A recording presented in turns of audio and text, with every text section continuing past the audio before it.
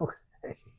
Hey, it's Andrew here at BTO Range. We've got Tara here today, Hey guys. and we're going to do another one of these not particularly specific gun-related things, but there are some other things happening in the industry related Yes. to ATF. Some big news coming on the ATF standpoint as far as funding and what the role of ATF is going to be moving forward.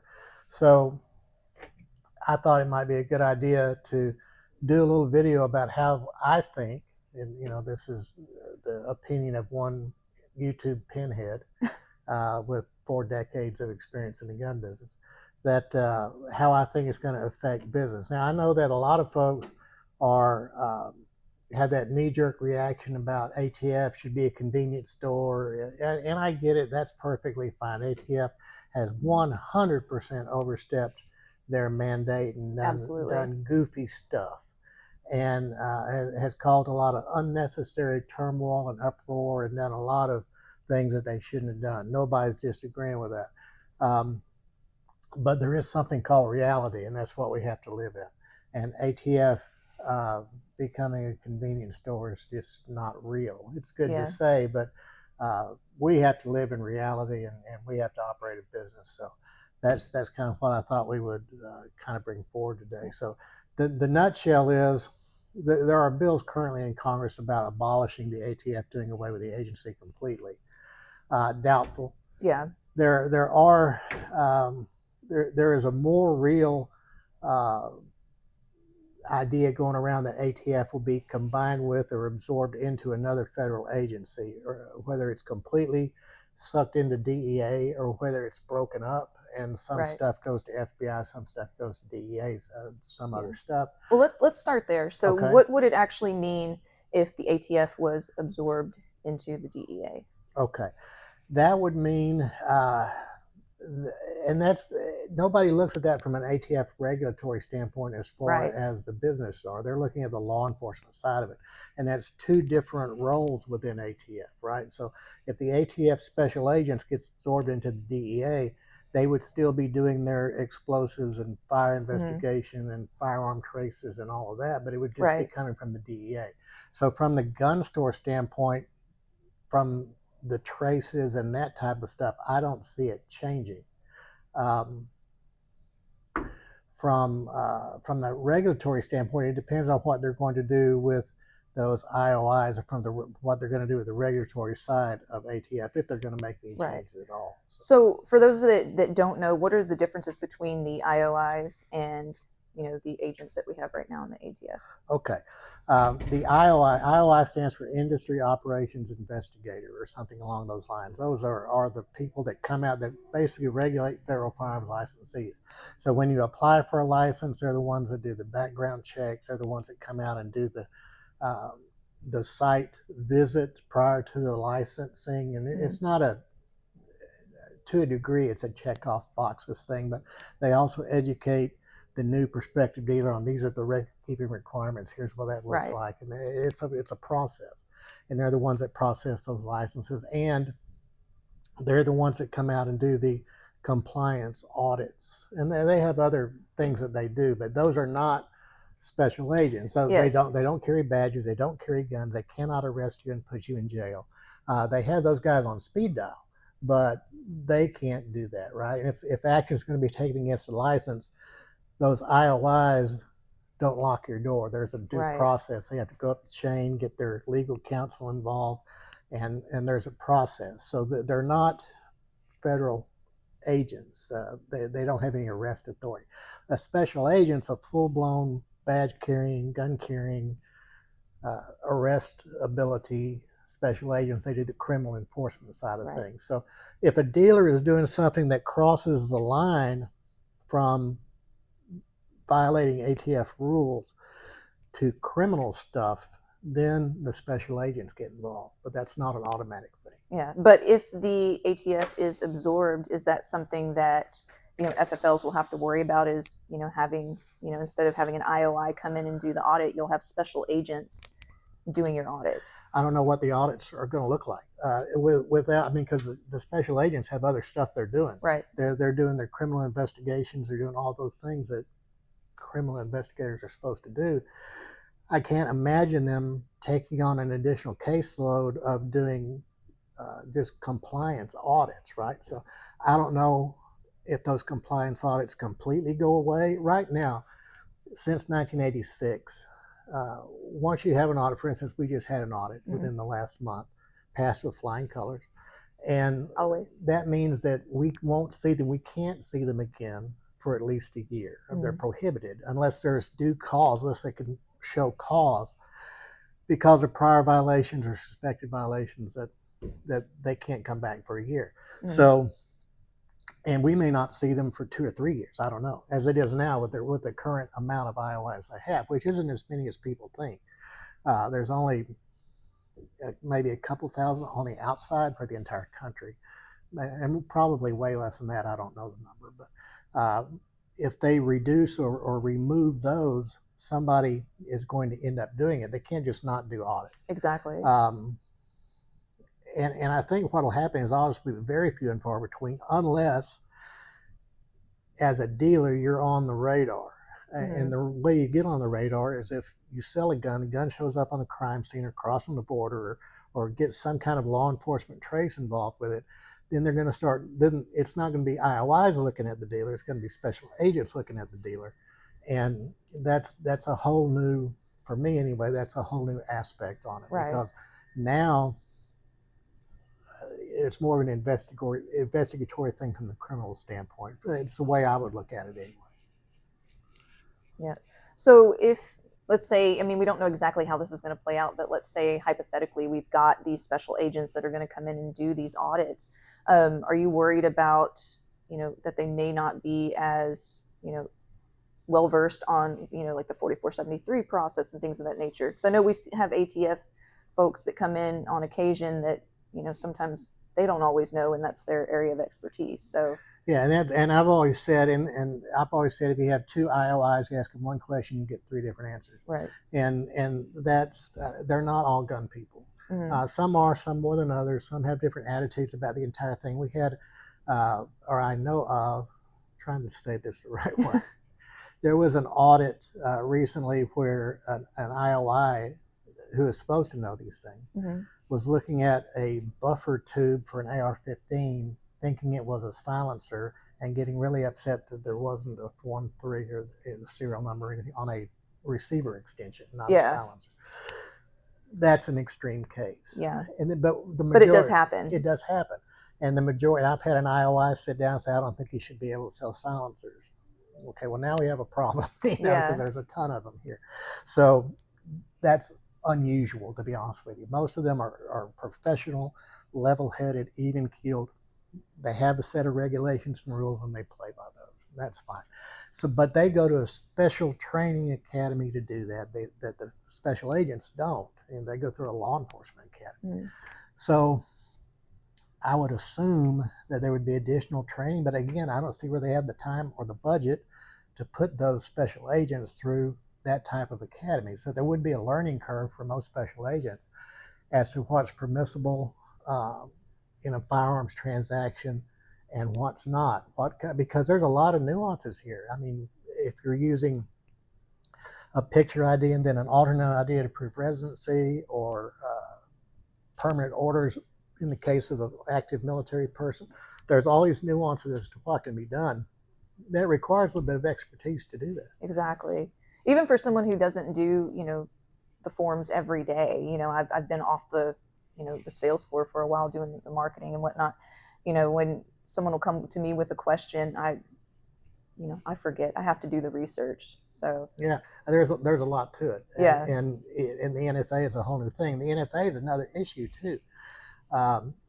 That's ATF. That's not special agents doing that. And if there's a big reduction in force, or big reduction in budget causing a reduction in force on the ATF side, is that going to impact the folks doing the NFA? Yeah, I think that's one of my, or not one of my, but that's a big concern, is that we just got the the times down on the NFA process. So if we do make this shift, are we going to go back up to seeing the NFA process take a year or more? I hope not.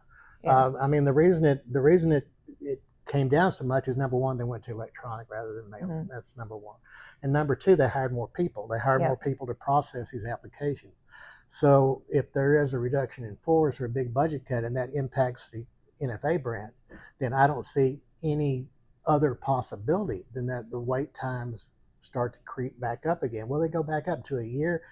I hope not. I mean, because Yeah. you talk about something that really slowed down that side of the business. I mean, as soon as those response times or the return times were measured in even weeks, now it's measured in days in a lot of cases. But when it got down to where it was just measured in weeks, the spike in suppressor sales went crazy. Now, people may say, "Oh, nah, don't worry about it because suppressors are about to be off the NFA." There's no guarantee of that, none at all.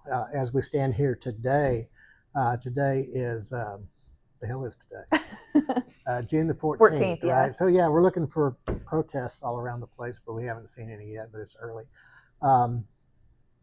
As we stand here today, we're seeing that bill, because it's tied to all these tax things in the bill, and there's Republican senator holdouts, and there's all kind of, we don't know what the bill's going to look like when and if it passes. So we don't. I mean, it's all a guessing game right now. There's no guarantee that the silencers are going to be affected at all. That there's going to be any change in silencers when and if parts of this bill pass. So that's all a big question mark. Yeah. So how do you think it's going to affect, new FFL licenses? New FFLs is going to affect them a lot, because if that's another one of the non-law enforcement things that ATF does, is all of that processing and preliminary investigatory work on a new licensee. So right now, it takes about 3 months-ish from the time you submit your packet to get an FFL to the time the FFL is granted.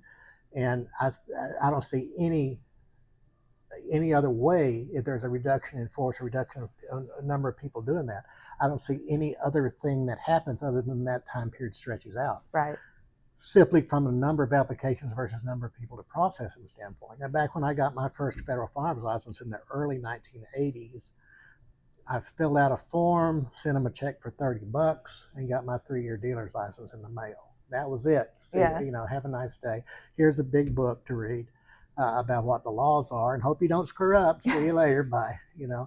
And my understanding, now we recently heard from a source within that knows that there have been teams meetings among ATF IOIs. I don't know if it was just a single office or multiple offices, and they are looking at the ramifications of exactly what we're talking about, a reduction in force in the IOIs. So, and these may be very tenured IOIs that all of a sudden their job gets eliminated.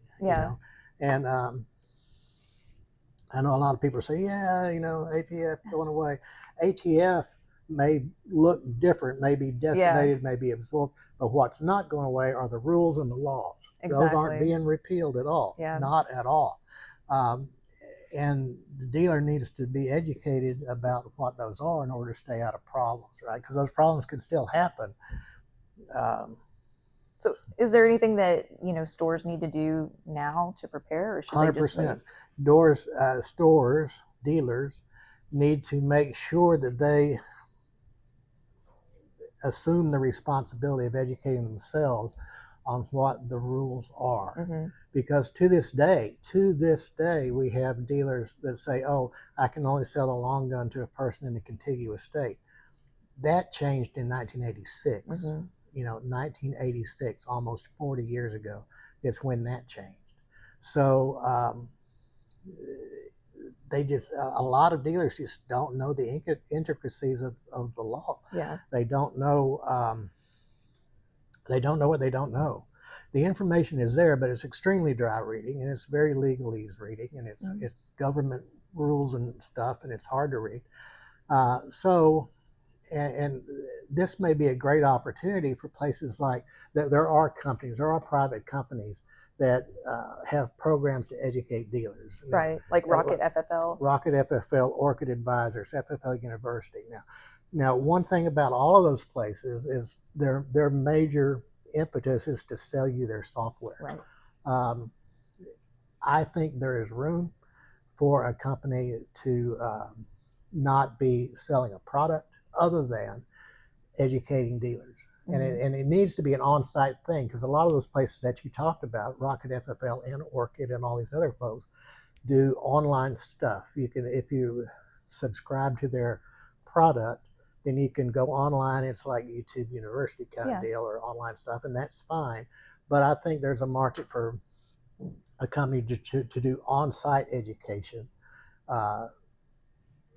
have best practices, because not every store runs the same, because they may have a different point of sale system or a different bound book system. So there's a room in the market for a company to come out and say, here's some best practices to keep you out of the problem. And it's unfortunate if the dealer says, oh, well, there's not enough IOIs to audit me, so I don't have to worry about it. Yeah, it's going to be an issue. Yeah, because one day it's going to happen. Yeah. And if it happens because you're now on the radar, because 6 of your ARs have shown up trying to cross the border, and now you have a special agent out talking to you about it, and then they start looking through and they find out, oh, you didn't even do a background check on these people, or that's obviously a straw purchase, or whatever the deal is. Now you got a big problem. Yeah. So that's just my take on it. So how do you think if this shift does happen, what do you think it's going to mean for the regular customer? The regular customer, with the exception of the NFA stuff we talked about, the regular customer, I don't think is going to get impacted all that much. It's not going to affect pricing. This particular thing isn't going to affect pricing. There may be some instances where the customer, I mean, obviously the ATF wait times, I believe, will 100% go up. So whether the customer is impacted by a dealer making mistakes, I don't know, because I'll give you a great example. If you go to an Academy store now and you get delayed, if you don't get proceeded, Academy doesn't transfer the gun after the 3-day wait period. They just don't. That's their store policy. Right. And that's fine. I mean, ATF can't intervene and say they have to, right? So that's not going to change. And stores that do that before the 3-day period are just breaking the law. They're breaking a rule. So I don't know if the incidence of that go up or not. I would hope not, because that's kind of dealer 101. So I don't know that it impacts, other than the NFA customer. I don't think it's going to impact the general customer that much. At least nothing that I can think of at the moment. Okay. All right. Well, that answered all my questions. Oh, good. If you do have any other questions, drop them in the comments. We'd love to hear them. We'll try to answer them. And we get it. This is not a political post. This is not a death to ATF. This is not a we love ATF video at all. This is just a based in reality discussion about how the breakup or absorption or reduction of ATF can impact at the street level in the gun shop. So if you like what we're doing, though, hit that like button. We still do the remembering the past videos. We won't ever stop doing those as long as you keep watching. But we thought we'd add some other stuff to it. So hit the like button, hit the subscribe button, hit the little bell button that she tells me. Let you know when we drop a video. And if she tells me, it's got to be true. So watch for more videos coming out. We'll see you soon.